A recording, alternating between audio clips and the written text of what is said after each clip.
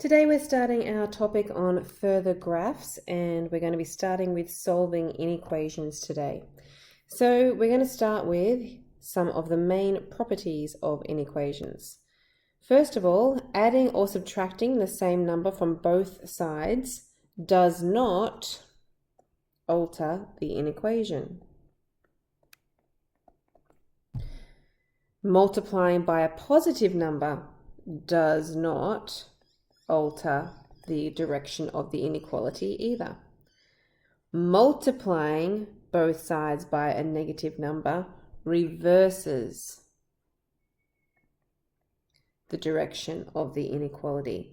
That's the one we're used to seeing. So for example, very simple example here, I know that 3 is greater than 2.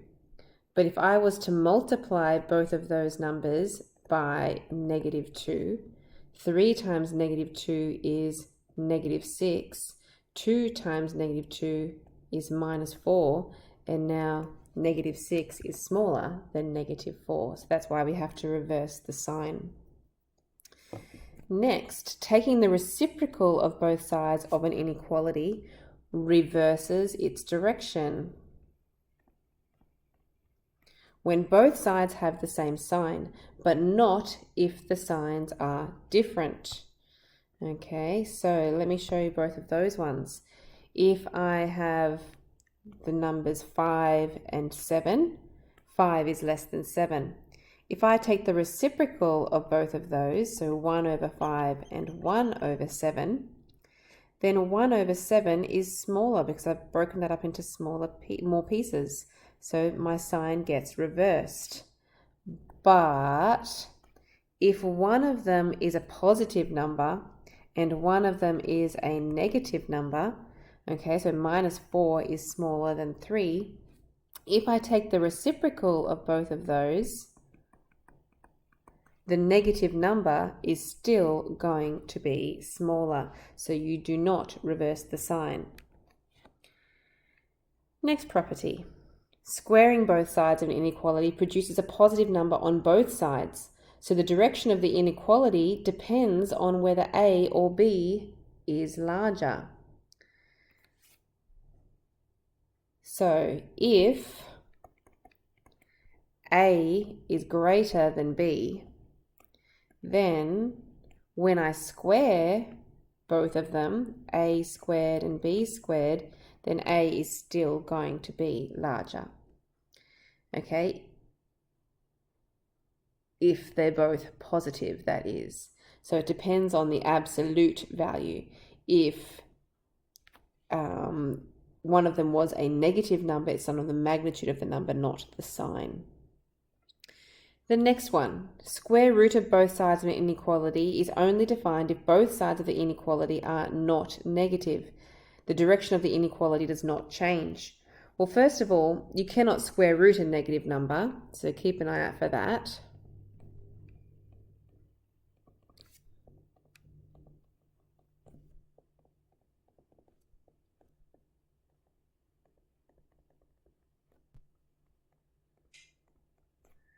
So if A is larger than B again, assuming that they are both positive, because we can't square root a negative, then the square root of A is larger than the square root of B. Okay, so they're all of our properties. Here is a question. The first type of thing we're going to be doing is to solve quadratic inequations. So what you can do, one method that you can use to solve these is to first of all solve the quadratic as if it was just a normal equation. So x squared minus 4x is equal to 0. To solve that quadratic, I would factorize it. And then I would be able to read off my intercepts, my zeros. So it would be x equals 0 or x equals a positive 4. Then what you can do is you can plot those points on a number line. So we would have 0 here and 4 would be somewhere up there. Because the symbol that was given in the question is a greater than sign, it means that I would have open circles at each of those points. Then I need to test a value to see where the solution is. So normally I like to test a value in between. I'm going to test x equals 1. If I sub 1 into the original inequality, I would get 1 squared minus 4 times 1 is greater than 0. 1 squared is 1, and 4 times 1 is 4. 1 take away 4 is minus 3. So is minus 3 greater than 0? No, it's not. That's a false statement. So me checking at point number 1, x equals 1 here, is the incorrect section of the number line to shade, if you like. So what I need to do is use the opposite direction. It would be both of these values coming out in the outward direction. They're either both going to be coming together or they're both going to be going outward because they're parabolas. Okay, that is one technique to do to solve our inequations when they're quadratics. However, it is not the best one. On the next page, we're going to go through another strategy that says the most straightforward way to solve a quadratic equation is to sketch the graph of the associated parabola. If we know, and we do very well know how to draw parabolas, then it's very easy to sketch the parabola and get our solution from our sketch. So we're going to use that technique. We're going to, first of all, move everything to the left-hand side, and we're going to sketch the graph of the quadratic that we have there. We will read the solution from our graph, knowing that if we want a greater than 0, it will be the positive y values, and less than 0 will be the negative y values, which is below the x-axis. So let's do another very similar question, example number 1 here. I am going to sketch that parabola. It's already got everything on the left-hand side, so I'm going to factorize it. That will be x bracket x plus 3 is less than 0. So I can read the zeros from that, which would be x equals 0 and x equals minus 3. Okay, I can put that onto my Cartesian plane. Just a rough sketch. You don't want it to take too much time. So 0 and minus 3 are my x-intercepts. You don't even need to find the turning point. I know you are capable of doing that. It would be at negative 1.5 and we could find the y value, but all we really care about is where those x-intercepts are. And because it was a positive x squared, it means the parabola is concave up as I have drawn there.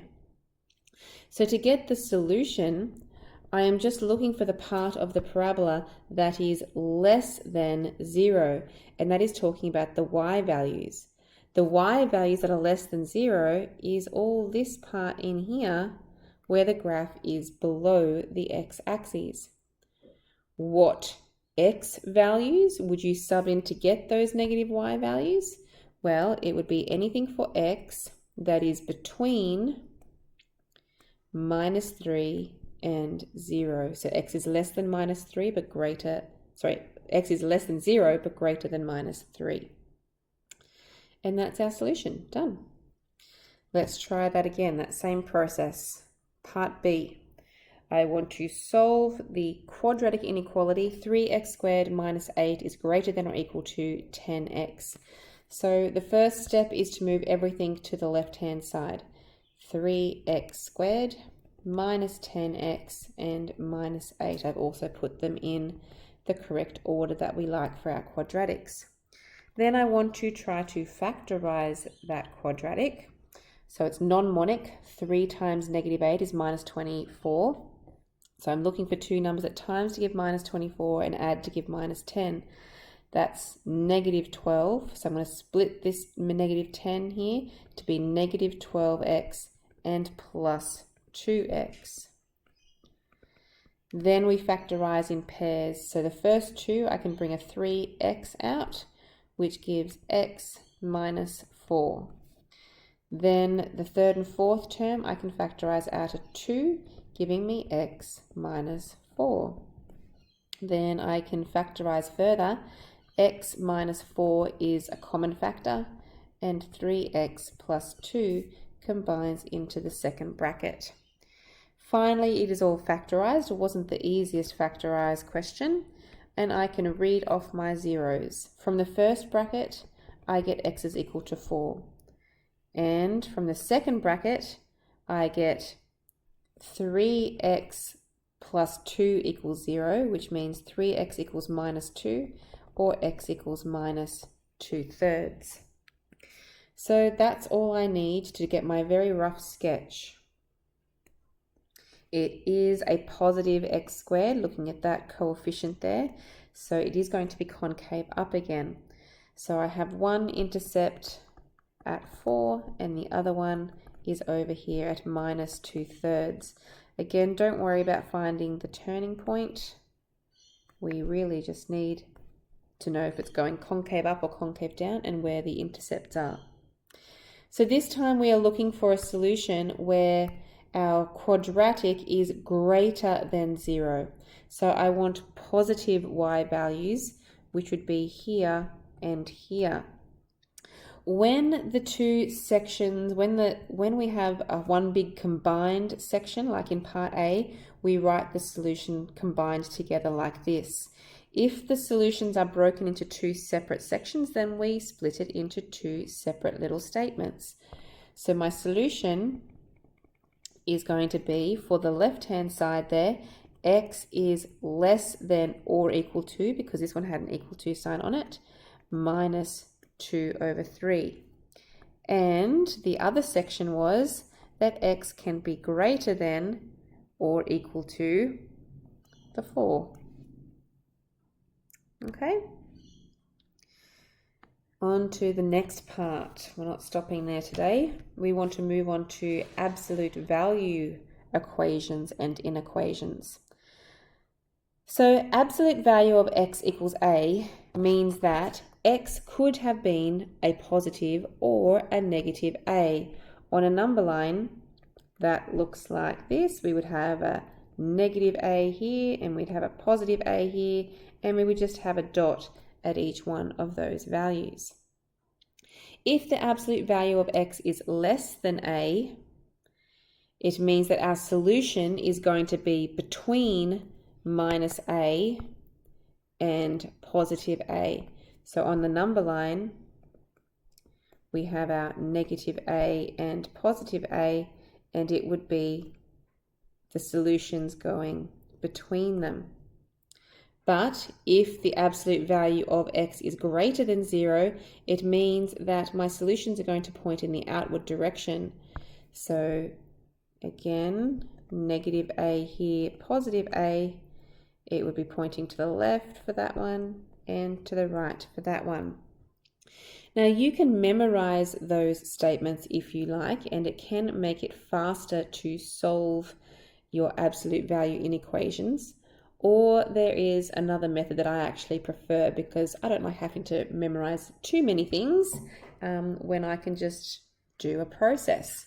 So I'm going to show you my process first, and then I will show you the shorter method to go along with it if you would like to try the shorter method. So if I want to solve the absolute value of 2y minus 1 is less than 5, we know that the absolute values mean that the 2y minus 1 was positive, so it's just a positive 2y, just leave it exactly as it is less than 5, or everything in that absolute value, the 2y minus 1, could have been negative, so I put that in brackets with a negative sign. And I can solve each of those equations. So move the 1 across, I get 2y is less than 6, divide the 2, y is less than 3.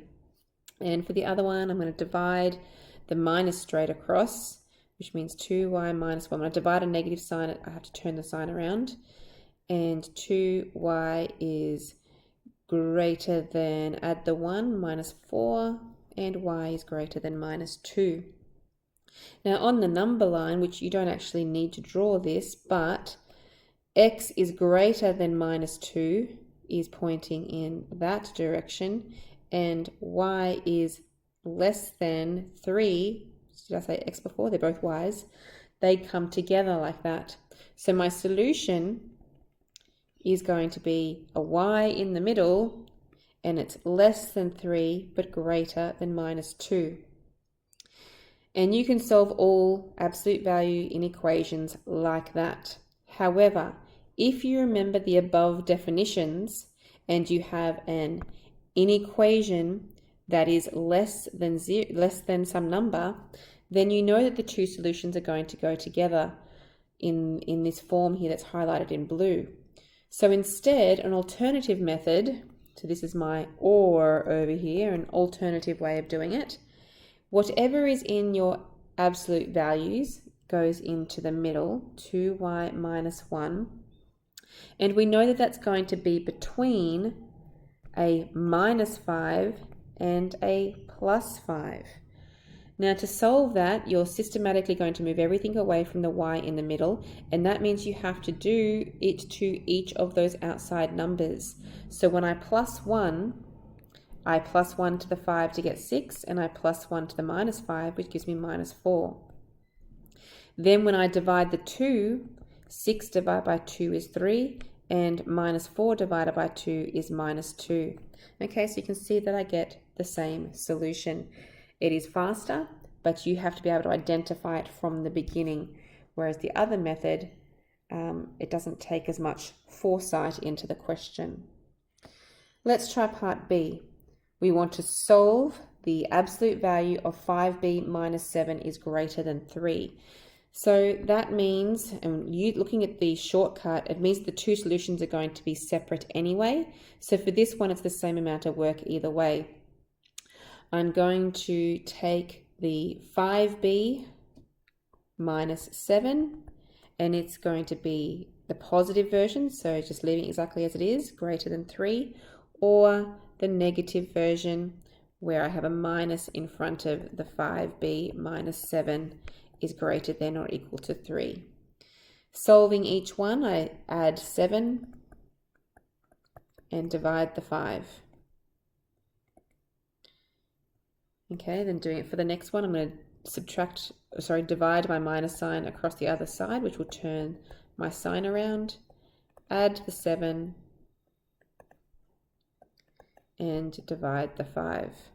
Oops, there's a minus sign on that though.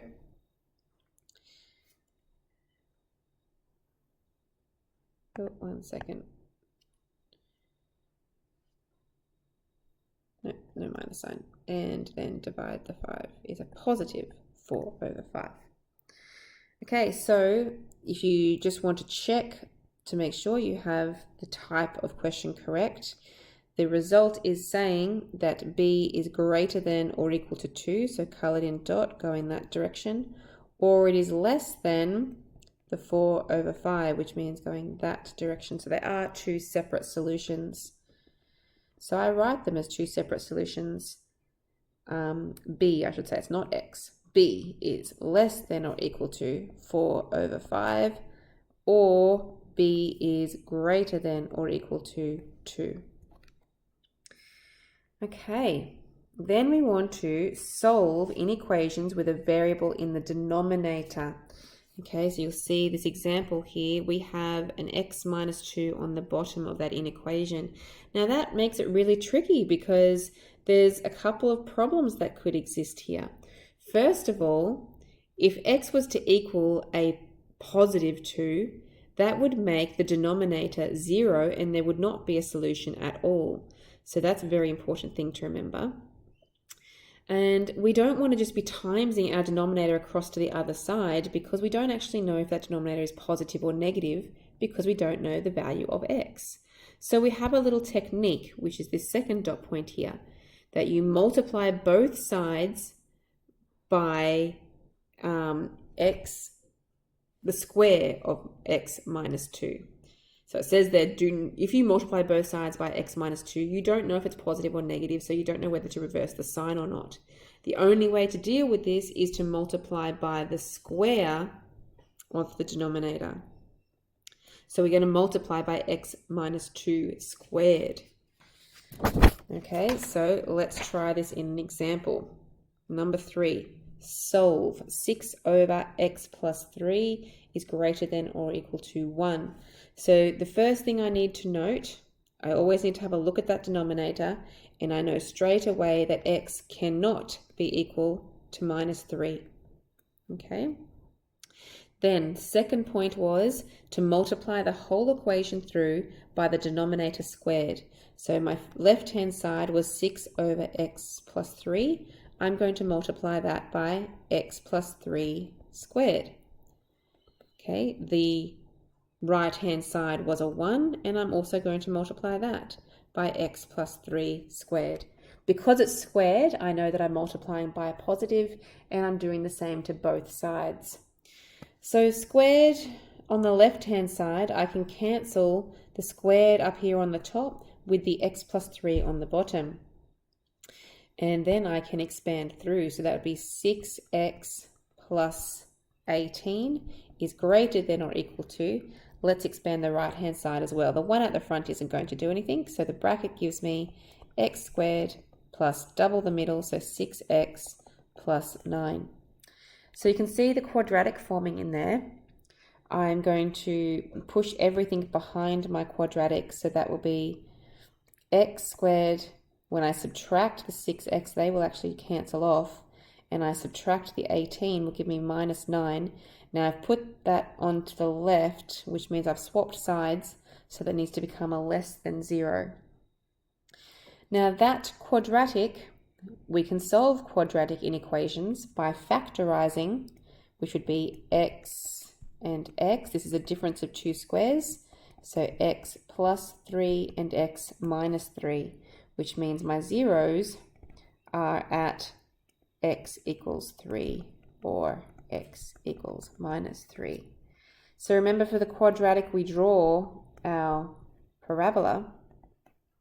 So we need the negative 3 and the positive 3. Please remember this very important thing. It's very easy to forget. X cannot be equal to the minus 3. So even though there's an equal to sign on that inequation, I actually need an open circle at the minus 3 because it cannot be at that value. Okay? I don't have that problem though for the positive 3. I can put a normal cross there to go through that intercept. So the rest of my parabola, as normal, is going to come through like this. It's going to have a little break at that minus 3. And there's my sketch. To write down my solution, I'm looking for the part of the parabola that is less than or equal to 0. So that's going to be less than, that means below the x-axis, that part. So I'm going to write my solution down. X is going to be in the middle, and x is going to be less than or equal to 3, but it's going to be greater than, not equal to, because I have that open circle at minus 3. Okay, let's do that one more time. Here is another one. Solve.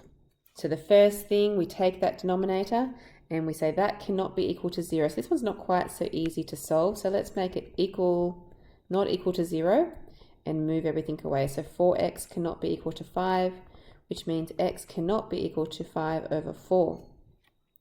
Then the second thing we had to do was multiply the whole equation through by the denominator squared. So that's 2x minus 3 over 4x minus 5 times by 4x minus 5 squared. Then I also have to multiply the 2 by 4x minus 5 squared, and that's less than 0. Now there will always be a little bit of cancelling out, so I can cancel my denominator off with the 2 up here, and then I'm going to expand through. Now please think of that 2x minus 3 as being in brackets, so that you need to do a FOIL expansion. 2x times 4x is 8x squared. 2 times minus 5 is minus 10x. Minus 3 times 4 is minus 12x. Minus 3 times minus 5 is plus 15. Then I'm going to leave the 2 and expand that next bracket there. 4x times 4x is 16x squared. 4x times minus 5 is minus 20, but we have to double it to minus 40x. and minus 5 squared makes a plus 25. That is still less than 0. Expand through the 2.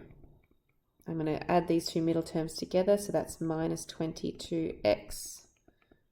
Expand through the 2, I get 32x squared minus 80x, and plus 50 is less than 0. And I can collect up my like terms. So 8x squared plus 32x squared is 40x squared. Minus 22 minus 80 is minus 102x. And 15 plus 50 is plus 65, is less than 0. Now that is not a very nice looking quadratic. So I'm actually going to use the quadratic formula to solve that. So x is going to be equal to minus b will become a plus 102 plus or minus square root of b squared minus 102 squared minus 4 times a, which is 40, times c, which is 65, over 2a, which is 2 times 40. Okay, that comes out to be, believe it or not, all those yucky numbers under that square root sign, comes out to be a square root of 4. So that is 102 plus or minus 2 over 80. And that comes out to be 1.3 or 1.25. So the little sketch that we need to try and work out what part of the parabola is our solution. It was a positive number in front of the x squared, so it's still a concave up parabola. I have one intercept at 1.25 and the other intercept at 1.3. They're extremely close together, even though I put a little bit of space in there, and concave up, going that way. So the solution that I'm looking for is where the parabola is less than 0, which means the little part below. So for that one, we put our solution with the x in the middle, and it's going to be less than, there was no equal to sign on this one to start with, so it's going to be less than the 1.3 and greater than the 1.25. Okay. You now get to have a look at exercise 5A.